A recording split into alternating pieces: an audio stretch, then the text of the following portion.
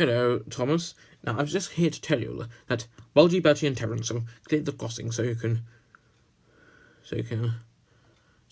you're free to back up and get uncoupled, and so Henry can couple up to his train.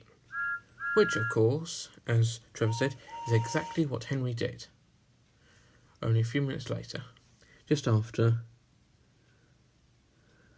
he left, George and Trevor left, gleefully. Of course, Henry had disregarded Thomas's warning, an action that would have to have serious consequences.